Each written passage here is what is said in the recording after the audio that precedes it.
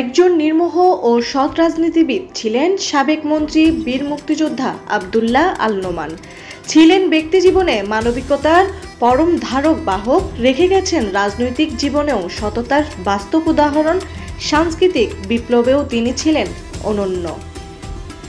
গেল 27 জুন শুক্রবার রাজধানীর জাতীয় প্রেস ক্লাবে আব্দুল্লাহ আল নোমান জাতীয় স্মরণ সভা কমিটির আয়োজিত বিএনপির সাবেক ভাইস চেয়ারম্যান মরহুম আব্দুল্লাহ আল নোমানের স্মৃতিচারণ সভায় এসব কথা বলেন বক্তারা।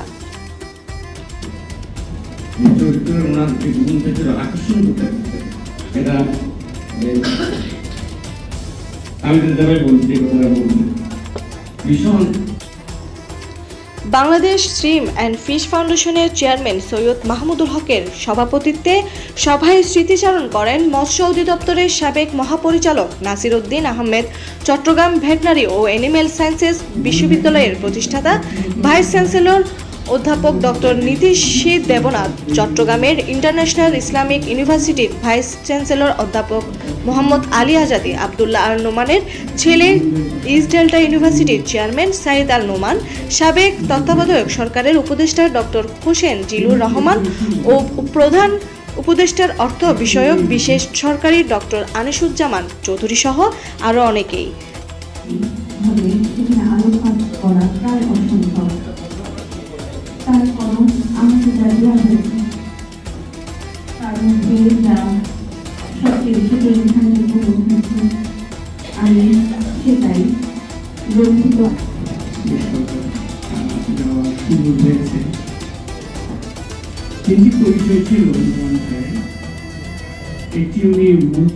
সভায় আব্দুল্লাহ আল নোমানের সংক্ষিপ্ত জীবন বৃত্তান্ত উপস্থাপন করেন আয়োজক সংগঠনের সদস্য সচিব চিন্ময় মৃৎশুদ্ধি।